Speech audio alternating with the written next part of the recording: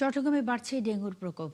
গত জুলাই মাসের তুলনায় আগস্টে আক্রান্তের হার বেড়েছে প্রায় ৩১%।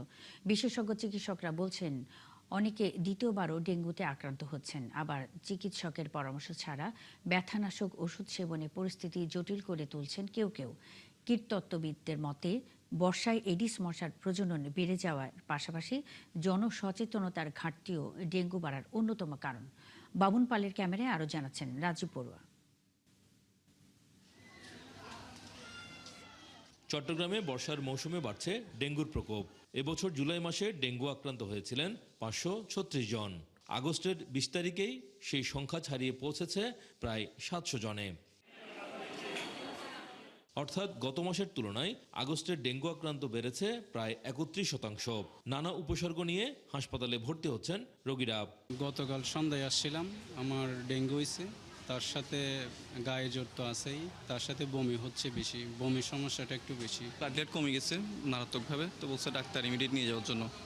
এর থেকে অবনতি হতে পারে, তার চেয়ে ভালো হয় আপনারা চিটাং মেডিকেল নিয়ে চলে যান। রোগীদের অভিযোগ, এলাকায় মশার উপদ্রব বাড়লেও সব জায়গায় কার্যকর মশক নিধন কার্যক্রম দেখা যাচ্ছে না।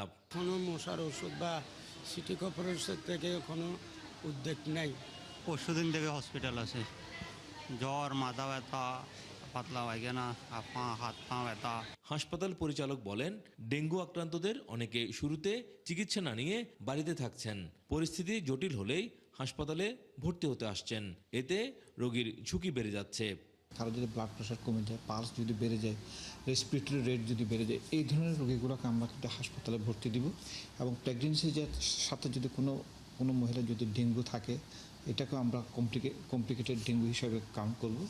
বিশেষজ্ঞ চিকিৎসকরা বলছেন, অনেকে দ্বিতীয়বারও ডেঙ্গুতে আক্রান্ত হচ্ছেন।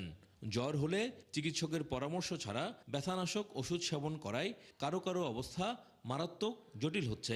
এই যে ব্যথানাশক ওষুধগুলোর আর একটা সাইড হচ্ছে প্লেটলেটকে সাপ্রেস করে, প্লেটলেট কমে যায়।